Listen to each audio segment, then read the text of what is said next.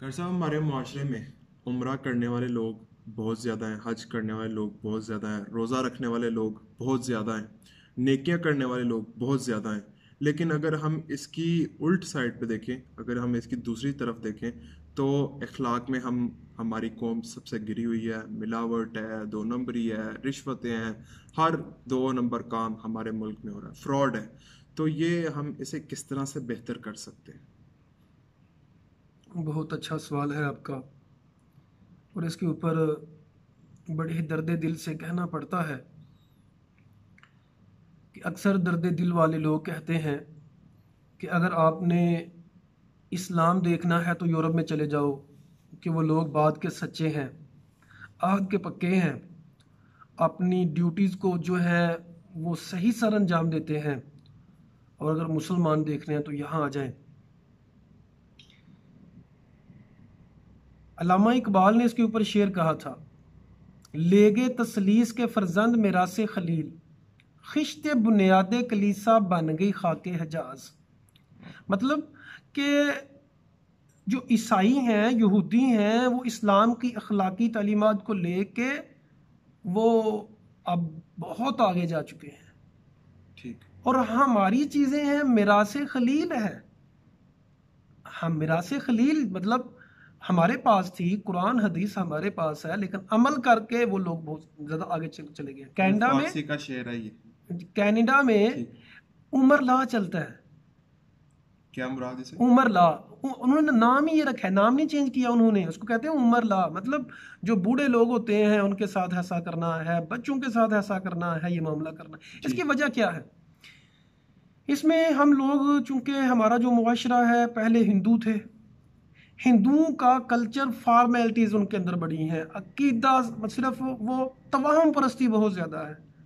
ہم لوگ کیا کرتے ہیں کہ زبان سے اقرار کرتے ہیں صرف، اور اس کی جو ریکوائرمنٹس ہیں اس کے اوپر عمل نہیں کرتے. ہم لوگ یہ تو چاہتے ہیں کہ لوگ میرے ساتھ اچھا بہیو کریں، لیکن کبھی نہیں سوچتے کہ میں اچھا بہیو کروں گا تو لوگ اچھا بہیو کریں گے نا.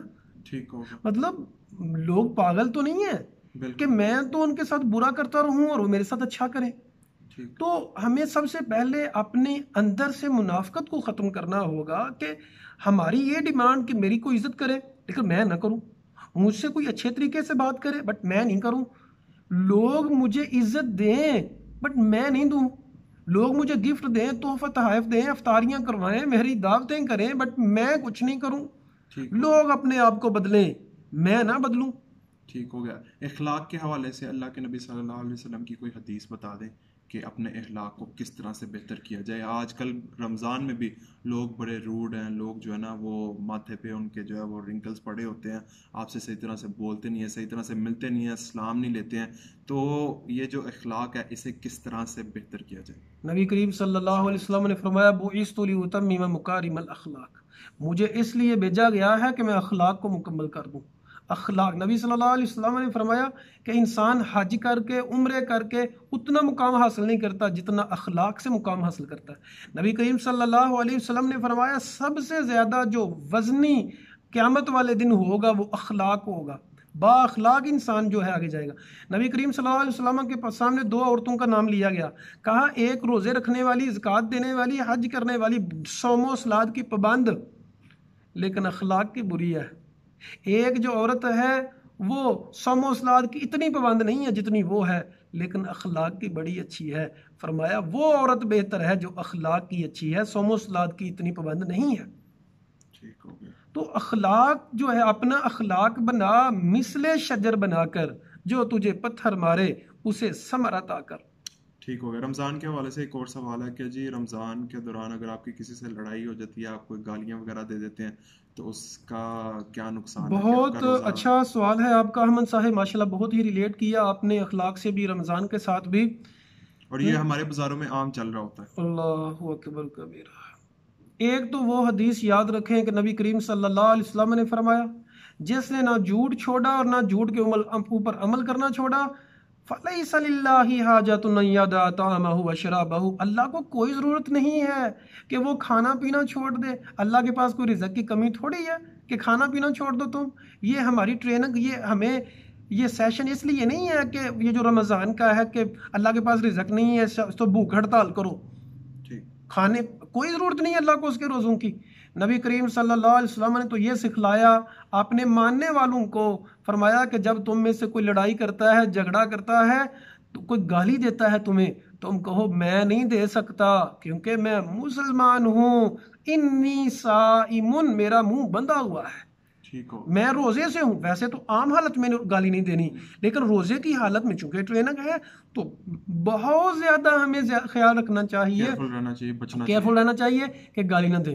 نبی کریم صلی اللہ علیہ وسلم نے فرمایا منافق کی 4 نشانیاں ہیں، اگر چاروں ہوں گی پکا منافق ہے، اگر ایک ہوگی تو منافقت کی ایک خصلت ہوگی، وہ کیا ہے؟ جب لڑائی ہو جائے تو گالی دے۔ دیکھیں جہاں 2 انسان رہے ہیں، 3 رہ رہے ہیں، جہاں کچھ برتن پڑے ہوئے ہیں ان کی آواز تو آئے گی، وہاں اختلاف تو ہوگا، لڑائی تو ہو جاتی ہے، لیکن لڑائی بھی کرنی ہے مسلمان بن کے۔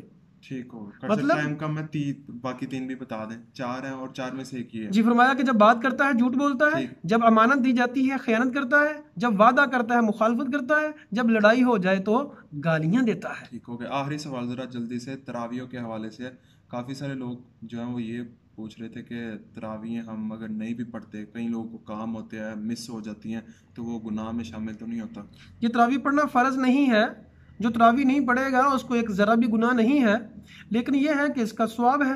نبی کریم صلی اللہ علیہ وسلم نے فرمایا جس نے قیام اللیل کیا رمضان میں، وہ ایمان و احتساب سے ایمان سے اس کے پچھلے سارے گناہ معاف ہو جائیں گے، بس یہی ہے۔ جزاک اللہ۔